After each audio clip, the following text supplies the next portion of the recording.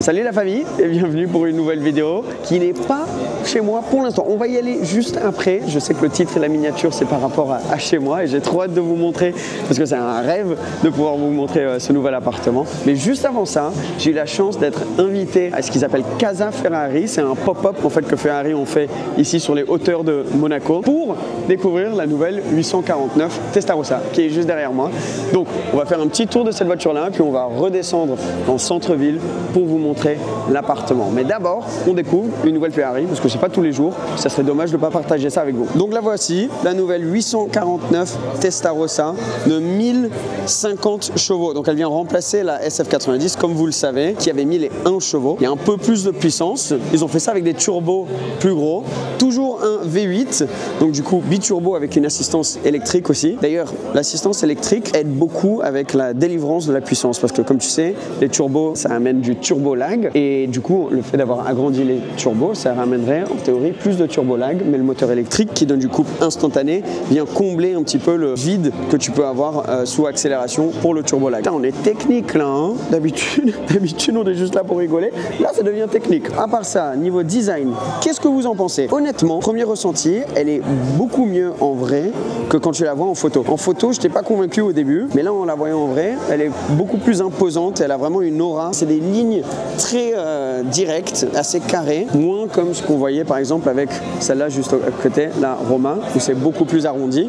Là, c'est vraiment plus coupé avec un couteau direct, on dirait. Alors, déjà, il y a cette fameuse bande noire qui sont en train de mettre sur toutes les voitures. Ça divise vraiment les opinions. Il y en a qui adorent, il y en a qui détestent. Il y a aussi donc les nouveaux phares. Enfin, tout est complètement nouveau. Regarde aussi un truc qui m'a choqué en vrai, c'est ces ailettes que tu as à l'avant qui ressortent complètement. Tu retrouves pareil derrière. Et d'ailleurs, ça peut changer dépendant de si tu as le pack Assetto Fiorano. Pareil que sur la SF90, tu avais l'option d'avoir le pack Assetto Fiorano ou pas. Donc voilà, celle-ci, il est dans cette finition grise avec les jantes grises aussi. Full pack carbone. Elle est très haute, je trouve. Aussi, en termes de gabarit, beaucoup plus impressionnante que ce que je pensais. Très large. Je le remarque surtout à l'arrière. C'est ça les ailettes, tu vois, de l'aileron qui changent si tu as le pack Assetto Fiorano. Tu as aussi un autre petit type d'aileron qui sort juste là quand on a besoin. Deux sorties d'échappement et un énorme diffuseur en carbone qui serait la première pièce à toucher, tu vois, si tu te prends quelque chose en marche arrière. Donc ça doit faire mal parce que ça doit coûter bonbon. Surtout pour celle-ci qui a du carbone de partout.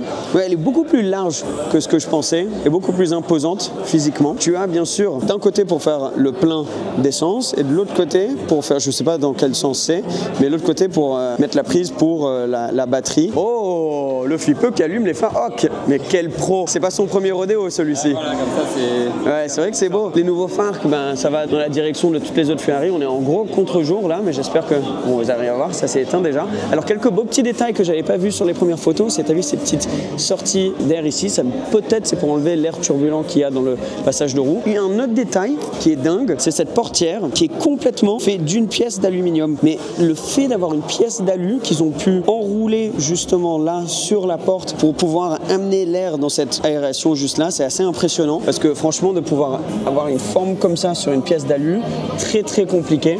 Donc c'est les premiers à pouvoir faire ça sur une porte avec seulement une pièce, impressionnant. Et ça t'amène à un radiateur qui est immense et qui d'ailleurs est le même radiateur que sur la F80 qui est caché juste là à un angle. Ensuite l'intérieur, hop, on va l'ouvrir. Alors l'intérieur ça reste toujours similaire quand même à ce qu'il y avait sur une SF90. T'as les mêmes baquets qui sont magnifiques, full carbone. Celle-ci elle a une très belle config parce que par exemple là tu as toutes les portières en carbone. Alors grosse nouveauté aussi, c'est le fameux bouton Engine Start Stop qui est maintenant physique et c'est plus un bouton tactile. Merci Ferrari parce que ça c'était vraiment relou. Alors ce volant tu vas pouvoir le rétrofit aussi sur les SF90 donc avec Ferrari Genuine. Tu vas pouvoir commander chez Ferrari ce volant là et le mettre sur une SF90 si tu veux te débarrasser du bouton Start Stop tactile. On a toujours le sélecteur de vitesse juste là pour la boîte double embrayage comme sur la SF90 qui est un peu rétro où tu peux choisir entre auto, manuel, ça c'est ta marche arrière et ça c'est ton launch control. Porte gobelet juste là, petit trou pour la clé, chargeur à induction, ici pour que ton passager puisse tenir et le petit écran pour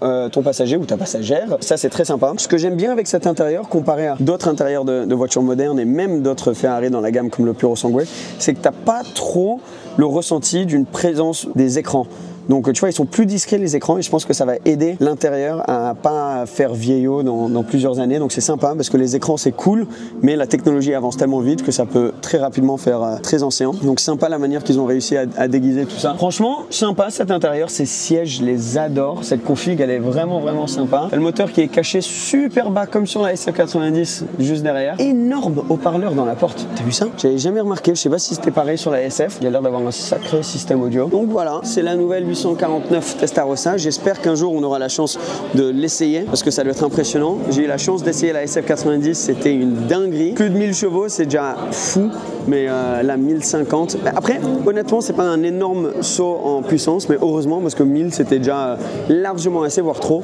Donc 1050 t'as aucun besoin d'avoir plus de puissance. Donc je suis content qu'ils se sont concentrés plus sur l'émotion de l'expérience de conduite comparée à une SF90 que sur la puissance en elle-même.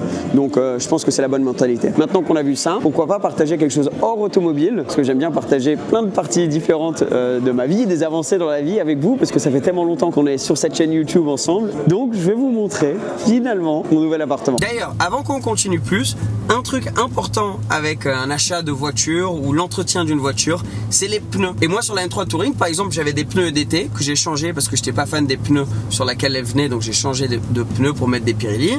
Puis je suis passé sur des pneus hiver pour l'hiver, du coup, logiquement. Je suis repassé sur de l'été. Bref, en gros, j'ai changé de pneus. Au total, j'avais 4 trains de pneus sur la M3. Maintenant que je le dis, c'est vrai que c'est un peu une dinguerie ça. Tout ça pour vous dire qu'il faut être intelligent avec ses achats de pneus. Et c'est pour ça que moi je passe par Pneus Online, que je remercie énormément parce que ce sont les sponsors de la vidéo d'aujourd'hui. Pneus Online, c'est une plateforme européenne où tu as un choix énorme de pneus. Donc trouver exactement ce qui te va toi pour tes préférences, mais surtout aussi pour ta voiture. Tu peux acheter juste le pneu tout seul, tu peux acheter pneus et jantes, tu peux même acheter des accessoires comme une housse pour stocker tes pneus hiver quand tu les utilises pas pendant l'été ou vice versa. Tu peux choisir de les avoir livrés chez toi ou à ton garage que tu utilises d'habitude, ou même Pneus Online ou un service où ils vont venir monter les voitures directement chez toi à domicile. Et ça c'est génial parce que si tu as crevé un pneu et tu peux pas bouger ta voiture ou un truc du genre, ça s'est passé avec un pote récemment qui a fait exactement ça. Il a commandé le pneu qu'il lui fallait sur Pneus Online, ils sont venus chez lui, ils l'ont changé, merci, au revoir. Et en plus, ils ont des prix super compétitifs. Bien entendu, j'ai un petit code promo pour vous qui va s'afficher sur l'écran maintenant, le code SEB. Soit vous mettez ça au moment du paiement ou sinon vous utilisez le lien qui est en description. Et nous voici maintenant dans MTV Cribs. Bienvenue chez moi, bienvenue à la casa.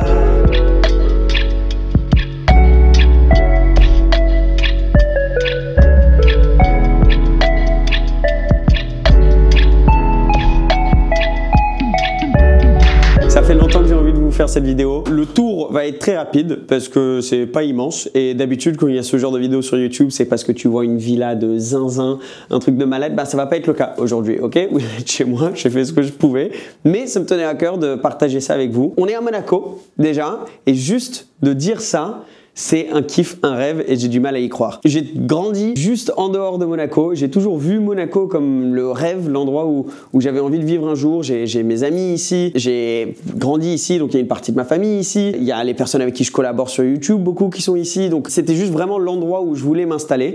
Comme vous le savez, j'ai passé du temps à Londres, j'ai passé du temps à Genève récemment et finalement je suis redescendu ici et maintenant je suis là à Monaco.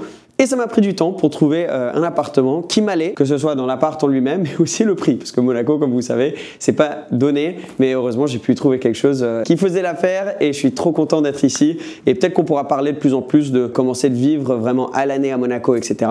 une autre fois. Mais bref, je voulais juste vous montrer un petit peu parce que depuis que je fais les lives, on m'a pas mal demandé est-ce qu'on peut voir ton appart. Donc, nous voici. Direct, tu rentres, tu as le salon. J'ai essayé de tout mettre en place un peu pour qu'il y ait la salle à manger et le salon tout dans le même endroit. On va voir pourquoi, parce que normalement il y avait une salle à manger mais qui a été reconvertie. Et ensuite derrière toi il y a la salle de bain. Ah d'ailleurs, il faut que je vous montre ça aussi, parce que ça vous allez connaître.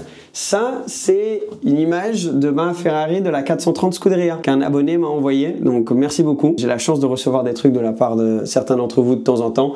Et comme vous pouvez voir, je les garde et j'essaie de mettre ça. Il y en a plusieurs d'ailleurs qui sont un peu tout autour de l'appartement. Il y a des choses comme les casques. Ça, c'est mon casque que j'ai été donné de la part de la Formule E. Donc tu peux voir leur logo juste ici, ils ont mis mon nom dessus, etc. Donc ça c'était très cool. Ça c'est le casque de mon ami André Lauterer qui m'a donné pour mon anniversaire. Super cadeau. Donc André, si tu regardes ça, merci beaucoup. Ton casque, il est là dans le salon. Et en haut, j'ai tous les mini casques. Il y en a, c'est des cadeaux. Il y en a que j'ai eu. Ça, c'est celui de Thierry Neuville qui nous a passé. Ça, c'est Nico Rosberg, Lucas Di Grassi. On a Ocon, et après c'est des casques qui sont sortis en cadeau que tu reçois quand tu vas à un événement, etc. La cuisine, bon, déjà l'immeuble il est pas tout neuf, mais très très bien placé. Il y a un truc où tu vois que c'est pas neuf, c'est avec ses portes, que je trouve qui sont assez charmantes, enfin sympa, voilà. Petite cuisine, un truc que vous savez peut-être pas, on n'en parle pas tout le temps sur... Ah oui, ouais, oui c'est mon mug, voilà, si jamais. On n'en parle pas tout le temps ici, mais j'adore cuisiner, j'adore faire la cuisine, donc je passe beaucoup de temps ici. C'est là où j'écoute tous mes podcasts, etc. Donc la table à manger, top cette table d'ailleurs, parce que si jamais on est plusieurs et qu'on veut agrandir la table, regarde ça, hop, hop, hop, hop, hop, tu pousses tout et paf, c'est une grande table. C'est génial. Je trouvais ça sur internet, cette table, si jamais, c'est pas un sponsor du tout, mais c'est Cave Home, parce qu'on me demande tout le temps où est-ce que tu l'as trouvé. Là, c'était la salle à manger du coup, que j'ai convertie en bureau, où tu vois, il y a un peu toutes mes différentes passions. Donc, différentes passions, ça veut dire que là, tu as tout ce qui est DJ, j'adore la musique, tout ça, donc je l'ai ici. Et si jamais je vais jouer quelque part, je le fais des fois avec des amis, des anniversaires, des trucs comme ça. Au moins, j'ai tout l'équipement et je peux l'amener avec moi. Et tu as surtout le simulateur où je passe pas mal de temps, et ça je pense que je vais sûrement faire des lives. Tu vois, on a tout le setup, c'est là où je fais les lives, où je suis sur le simu. C'est Logitech qui me l'a envoyé, donc tu as le Playseat Logitech, tu as le volant Logitech, j'ai même le casque Logitech. Ah d'ailleurs, j'ai reçu, je vais vous montrer, là c'est un nouveau simulateur que j'ai pas encore installé, et dingue, c'est le nouveau volant RS50, il me semble, c'est le modèle, avec les nouvelles pédales qu'ils m'ont envoyé, donc ça c'est vraiment top. Ils ont même fait une collab avec McLaren, mais que c'est pas trop stylé ça. Pareil, encore une fois, c'est pas une pub, mais ça va être dans mon nouveau setup, mon petit casque. Là, on a les plaques YouTube. Là, on a la fameuse, j'en ai parlé plusieurs fois, ça c'est la fameuse lettre que j'avais écrite à Carroll Shelby quand j'avais 13 ans ou quelque chose, où il a signé « To my friend Sebastian Carroll Shelby ». Et c'est une des raisons pour laquelle j'ai ma Mustang aujourd'hui, parce que ça c'est un moment qui m'avait marqué. Malheureusement Carroll Shelby qui n'est plus avec nous, mais ça c'était un moment qui m'avait vraiment tenu beaucoup à cœur. Donc voilà, la chambre. Alors la chambre, je vous préviens, c'est un peu riz blanc.